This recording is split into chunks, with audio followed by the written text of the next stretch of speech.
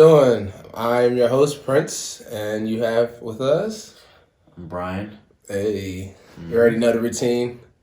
So, Brian, you already know what we have to talk about. We can't be ignorant.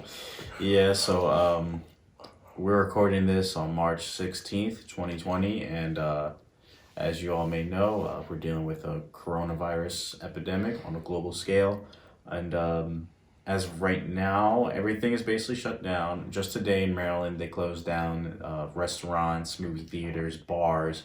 By 5 o'clock. Yeah, by 5 o'clock. I believe grocery stores are still open. Yeah, people got to eat, man. Yeah, grocery stores are still open, but essentially everything other than that is closed. You know what's interesting? Our governor, Larry, actually exempt, paying utilities, rent. He's, barred and banned them. It's necessary. No, of course. For a lot of people. So, I have a lot of respect for him, honestly. Mm-hmm. You know, he's being reasonable and logic and understanding this could last up to the summertime. Yeah. So a lot of states are doing that. They're kind of exempting certain things. I forget which county it was, somewhere in the United States, but I heard that the police are not arresting people for minor crimes right now. Yeah, it's just because of the pandemic. It makes sense. Mm-hmm. The only thing is, you just hope that people don't act stupid and take advantage of it. At this crisis situation, but it is what it is.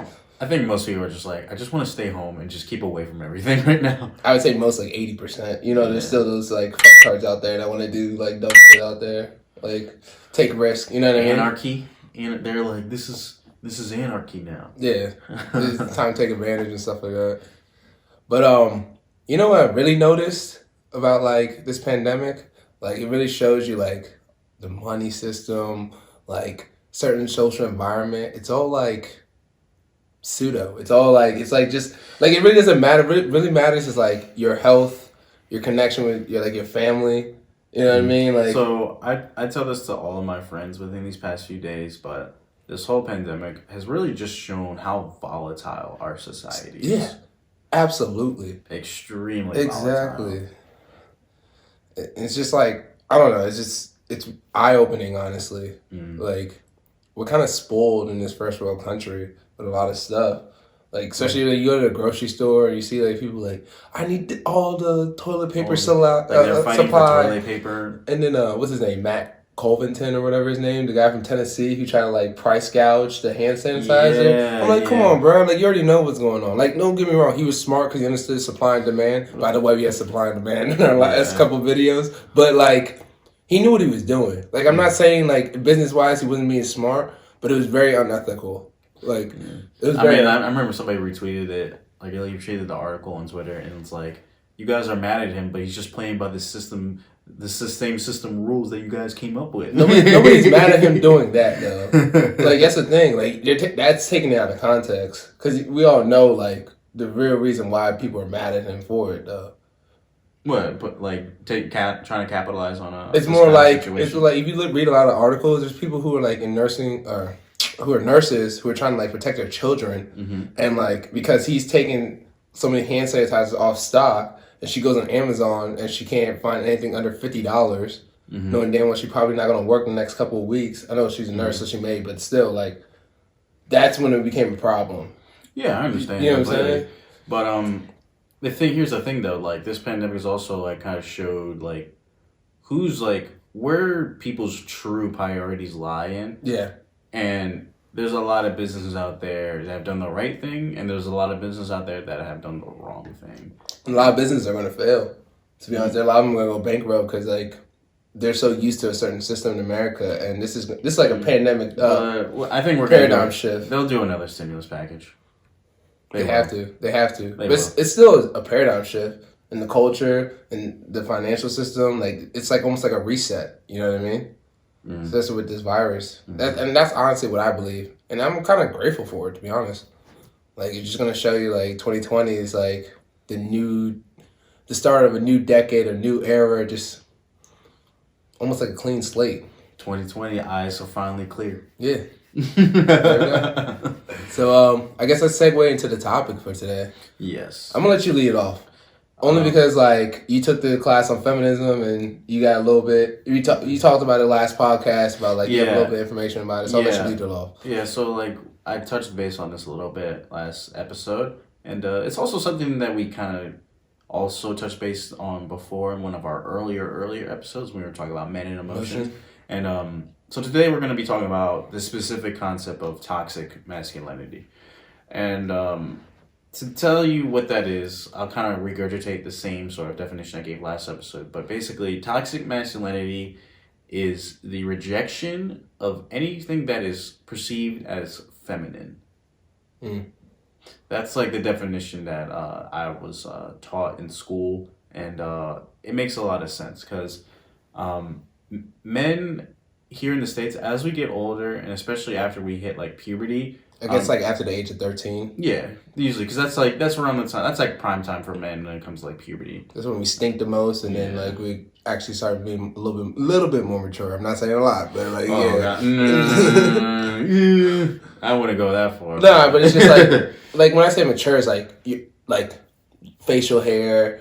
Like, so you're not body. No, not personality, maturity in mind. Like, I'm talking about like your body. Yes. Yeah, like physical changes in your body. Yeah, like you're like it's not like men are growing boobs and all that stuff having period. It's more so like their physical changes in their body. That's their like physical. Exactly, changes. Like, that's women, what I'm saying. Like obviously women grow like larger breasts, and hips and stuff. So actually, men, we have our shoulders get broader. Yeah. We grow facial hair. At least most of us grow. So physical maturity, not mental. Maturity. Yeah, or emotional maturity. Physical maturity. But on the topic of like emotional maturity, right? Around that time is when we have like this change, and this change is like comes from 100% comes from like our social surrounding, and it's like I said, the rejection of everything that is feminine.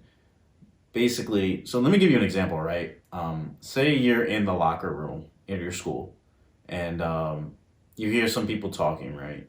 And they're like, "Hey, do you want to go out and you want to go out and get some food after practice or something?" School, and then you hear somebody's like, "No, that sounds kind of gay." Well, I guess if more context, like just the boys go out and go get something to eat. You know what I mean? Like 2-3 guys go out and get something to eat. It's like no girls are going to be there. Nah, that sounds kind of gay. Yeah. It's like. What? So let me throw this back to you because you're somebody that, as you mentioned before, you had a lot of experience playing sports all throughout school, and even a little bit in college, if I'm correct, right? Yeah. So you've been through a whole bunch of locker rooms. You've been through a lot of like that sports culture, especially with the men. Can you kind of share your experience growing up and really getting like that full force of like that culture, like that societal change, coming from a boy to a man, and the influence of toxic masculinity and who your friends are and who you are as well? So, let me add a little bit more context. I didn't really grow up with a father. Like he's around and stuff like that, but like I didn't grow up with like a father figure in the household. So it's mainly just a mother, and she like helped me like express myself a little bit more than like generally other men. So like that was already combating with like the toxic masculinity. So like me playing sports, I had to like understand the culture a little bit. I was maybe a little bit more delayed, but I had to understand the culture a little bit. Like the older you get past like 13, 14 years old, there's less communication and they want to see more action out of you to get respect. Especially between 14 to 21, when it comes to men, respect comes through, hate to say it, violence. Some type of like action event, violence. And that's how you get respect and get into that group. You know what I mean? Especially the dominant group, like that alpha male group. Mm-hmm. And so before we even started this podcast, we were watching a little bit of a video about like the social culture with toxic masculinity with like the news and stuff like that, NBC News. And it was just like, what's her name? Nicole Way, the development psychologist, how she was saying like from age 13, that's when like you can see the difference in boys and men. Like there's less communication, less honesty. You put more of like, I call it a front, but like it's more of a facade to like insert your dominance. And it's very real because especially when you're playing sports, it's about inserting your dominance. It's like show that you're like still a man, like stuff like that. Mm-hmm. And because you have that added like condition of like, you know, you're also like actually competing. Yeah, you're still competing on and off the field. Mm-hmm. You know, and there's no real room for like expressing yourself. You express yourself, that's considered feminine. Like, feminine, yes. And it's like, you know, nothing against gay people. It's like, no, don't be gay, don't be gay. Like I was telling you the story before. Like it's just like, yo, like a lot of men don't really do much talking unless it's around sports, money. Yeah. Like sports, money, women. You know, just coming up in life. But like it's more about how many women you sleep with and stuff like that. Stuff like that. You know what I mean? Or how many you hook up with. So those are like the three like top main subjects you talk about around your boys. But like you probably could talk to like maybe one or two of your friends about like personal stuff that you trust. But even then they'll create a line. Mm-hmm. Like say you broke up with your girlfriend like at age 18, 17 years old.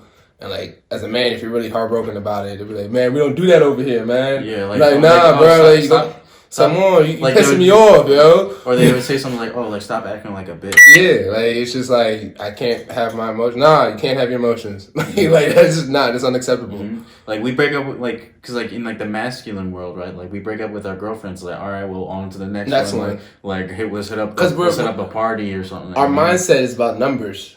It's the outcome of numbers. Mm-hmm. As men, you know what I mean. It's about how many shots you can take, you know what I mean? Like every shot you don't take, you miss. It's a what's the term? Like how's the phrase go? I mentioned it last week. Every shot you don't take is a missed opportunity. Yeah, you know what I'm saying? So it's just like we think of things as numbers. Mm-hmm. So like when it comes to girlfriend, it's like all right, there's many more fishes in the sea, so it doesn't matter. But I feel like for a lot of men that numbs their soul because a lot of women don't know this, but a lot of men want connection too. You know, like. A couple of years back, I didn't realize that, I know it's a little bit off subject, but a couple of years back, like, I was intimate with one woman, and, like, she cuddled me for the first time, like, you know what I mean? Like I didn't realize how much I needed to be, like, cuddled. I was like, wow, I have a cold soul. Like, I didn't even realize it. Like, it was so odd to me. I was like, damn, like, and maybe just because it's, like, American society, it's just about, like, get into that money, fast motion, don't show emotion and stuff like that. Maybe just because of culture, may not just be keep it business. You know what I mean? Yeah. So like a couple of years back when that girl did that, I was like, yo, what? Like, is something wrong with me? Like, you know what I mean? Like I was like, damn, like that really does have an impact on you. So did you feel like conflicted? It was like, I don't know if I should be enjoying this or rejecting this? I felt warmth. But at the same time, I was like mentally confused because I was like, is this normal? Yeah. You know what I'm saying? Mm-hmm. But I think it's because I'm so conditioned for like someone to just be like, all right, I'm going to roll over and don't touch me, blah, blah, blah. Mm-hmm. And it's just like, that's almost gay to me. Like now, like if I'm going to be a woman, like I want like affection from her. Like if I don't want affection, I go play sports with a man. You know what I mean? Like that's what I'm saying. So it's just, I don't know. Hopefully it just still relates to like the sports culture and like just raising up. It has a big effect on men. And shoot, I mentioned last episode, half the reason why I'm in therapy is because like, one, I've been suppressing the way I had to express myself. Two, when I was in the dating scene, it's just like it's been exposed in certain areas of myself. Like I get those, like, I didn't work out with those people I've been with, but, like, I appreciate the people I've been with because it's like, yo, like, now I have time to work on myself and find out, like, who I am. And I guess therapy is going to help me more so. That's what I'm an advocate for. It's like, it's nothing to be ashamed of, especially as a man, because, like, you've been conditioned in this society to, like, be cold, be emotionally isolated, not, like, express yourself. And, with men to men, as a heterosexual man, it's something to work on. But like when it's starting to affect to like people you're trying to date, like a woman and stuff like that, that's a problem. You know what I mean? Like or like I have to like like when I ever call my mom, I'm like I have to like audit myself to make sure I'm like not being too aggressive with her. Some sort of aggressive, you know what I'm saying? So like if I'm getting this correctly, or my sister, like I have to audit myself. If I'm getting this correctly, it's like. So, you know, you grow up, you know, and you get exposed to toxic masculinity and, you know, it kind of shapes who you act, like, in a social environment. So like when it comes points where, so before I get into that, I should also talk about, another concept that deals with toxic masculinity, in that how men are always considered like the thinkers, meanwhile women are considered the feelers. Yeah, the feelers. But the thing is, every human thinks and feels. Like, it's just the way that we operate. So to kind of artificially reject one and embrace the other is a fool's errand. It's just not the way we work. And like, if we try to like really enforce that, sometimes like that can mentally break us. Yeah. And that's really why, like, I hate to get really deep and dark in it, but that's really why a lot of men commit suicide. It's because, like, one, they have to suppress their emotions so much to the point where they lose themselves. Mm-hmm. And then they get into, like, a dark zone, and it's just, like, they're in their room by themselves. Because, like, if you're not making money as a man, especially in a first world country like this, you almost feel like you don't matter. Mm-hmm. And that's just the real deal. That deals with toxic masculinity and also, like, America's obsession with individualism. Yeah. But it intersects, yeah, but still. But yeah, like men, it's like we've had like studies, and like they say, like, I think on average like 37% of men like are lonely, are like mentally lonely, like they don't have anybody that they feel like they can really open up to, and that's because the way we're brought up, it's like opening up to somebody is considered feminine, and like that's like, oh, you don't do that, like you're supposed to be like the stone cold man of the house. Going back to how you were explaining how, growing up with a single mother, creates like this confliction, because, you go home and like are raised by a woman, but then you go to school and, you hang out with guys, and they teach you all about these like masculine things that you never really like picked up on in the household. Yeah. I know I've heard a lot of guys say that growing up with a single mother also like made them cling harder to like the toxic masculinity, because they feel like, oh, like I have to be the man of the house. It's reasserting their dominance. The problem is, like, a lot of those men who reinsert their dominance, I feel like, are homosexual in a way. And that's closeted? Yeah, closeted. Just because like, I mean, I'm a heterosexual male, but it's just like, when you reinsert your dominance, like, especially because I've been around like contact sports, and you're trying to reinsert your dominance, it's almost like hyper dominance. And when you do a lot of hyper-dominance, you're trying to hide something. Like you're trying to like embrace masculinity so much because you just deep down you actually want to be accepted. Yeah, because you feel like deep down you don't identify. Okay, so that's why, and that's why, like, I've always been like, I did okay in sports and stuff like that, but like I understood that, so it's just like, bro, at the end of the day, I still know I'm a man. You know what I mean? So it's just like, so like in my gender women studies class, what you identify is cisgender, as in like somebody who's born male, who identifies as male, and like sexually prefers female. So like that's what we call like the cisgender.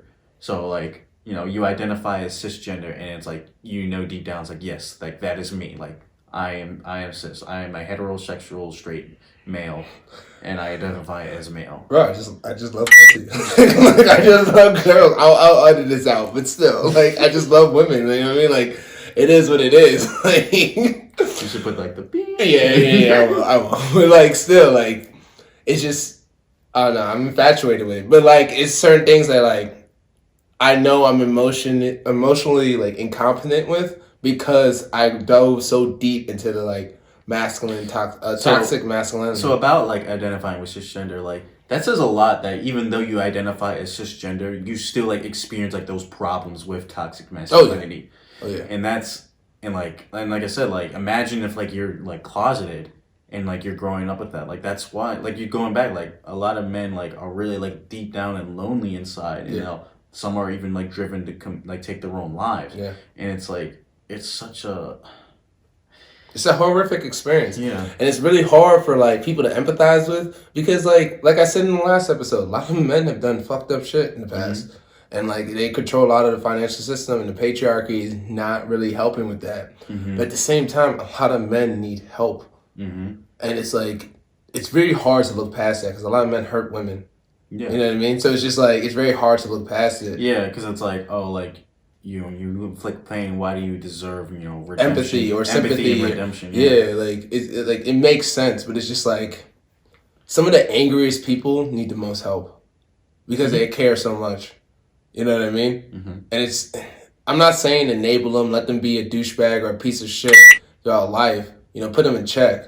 But like, if you can just look past their anger and actually see for what it is, it's really hard to identify if you don't know, if you don't have like a fundamental basis of like psychology and stuff like that. Like, it's really hard to identify because then you just think you're gonna take it personal. Mm-hmm. You know what I mean? You're just gonna take it personal. So, yeah, I just believe that like going forward, even like it's 2020, it's a new decade. To be honest with you, like it's a lot of things that are going to change. But if we can find a way to just humanize men more, not saying that we got to like give up being a man. Like there's a trend on TikTok where like it's that Travis Scott song and Drake, I just flipped this switch, and like a lot of couples have been like flipping their dresses and some cross dressing, and like Waka Flocka like came out and was just like, I'm never gonna cross dress, not even for comedic reasons, not for none. It's like, yo, it's like all right, dude. Like it's not even that deep, my nigga. Like, it's not even that deep. First off, second, it's just like they're trying to still humanize men. Like they can still have fun. They don't have to be serious all the time, all about numbers and logic. It's like, first off, he's doing that next to his woman. Like J-Lo and Alex Rodriguez, they're together. You know what I'm saying? Like just people like that. Like how is that any way feminizing? If anything, they're just having fun as a couple. It's all real insecurity. Yeah, that's what I'm saying.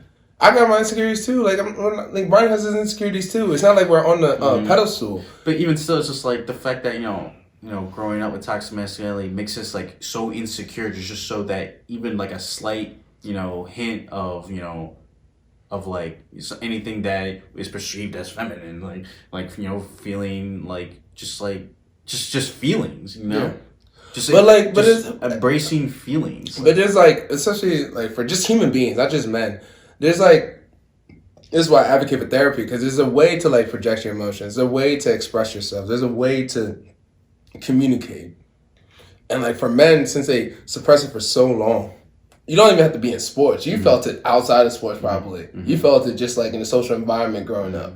You know what I mean? Because so is this your last thoughts? Yeah. Well, I'm going towards it because, okay. But like, it's just like, even outside of it, you still feel it. Like, you know what I mean? You still feel that social pressure to like insert your dominance to say like, yeah, I'm still a man. Like, at the end of the day, I just honestly believe that the men who have been suppressing it more and more should get some outside help. Like, you're just not good at expressing your emotions. And, I mean, maybe you can get it from me. Like, from my past experience, like, I honestly believe that if you have someone that you can confide into and talk about it and help have them help you express your emotions more adequately and more effectively, you'll get farther in life. You'll start understanding yourself more.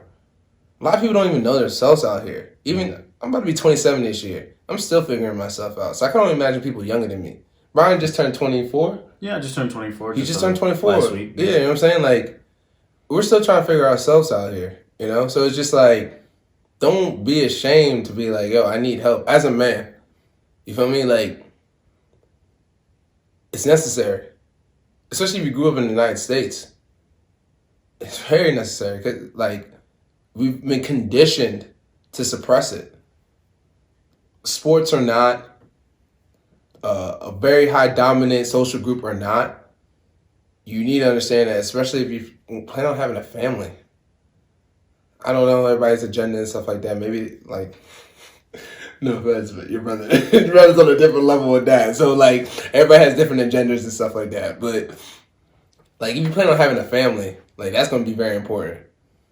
You know what I mean? You can't just be like, yeah, I'm a breadwinner, blah, blah, blah. I'm going to do whatever I want, because that's just not going to fly in this generation. I'm going to go to work, come home, sit on my couch, watch sports, go to sleep, do it all over again. Yeah, this ain't the 1960s, fam. Like, that's not going to happen in this generation. You're going to have to communicate better. So, but yeah, that's my closing thoughts, honestly. And Brian, I'm going to let you close this out, and then we'll head out. So, yeah, just circling back to, the insecurities, that we grow up with, that's pushed upon us as, as men, or should I say boys, like turning into men, that transition stage. Because, like, it's no secret, like growing up, you have the awkward phases, but this is not a phase. This is something that starts and then we carry with us through the rest of our lives. Yeah. And it can be a very traumatic experience for people. And I feel like, that stage, like that transition stage where we're first exposed to, like, what society deems as masculine, that's the reason why a lot of people are still closeted. A lot of people are still closeted. Like, I mean, it's more acceptable. Don't get me wrong. It is. It is. But there's still people closeted. Yeah. Like, we, like you said, like we've had this recent really big LGBTQ plus movement, but I remember I was looking on Twitter about something and like how, I think somebody was talking about this primary has been like the most like active among like the LGBTQ plus community, and then somebody retweeted and I was like, imagine if everybody that was closeted still came out, and I'm like, wow, like I felt that, like it's just like we've come a long way, but we still have far to go. We still have far to go, and the only reason why it's so far to go because a lot of people are scared.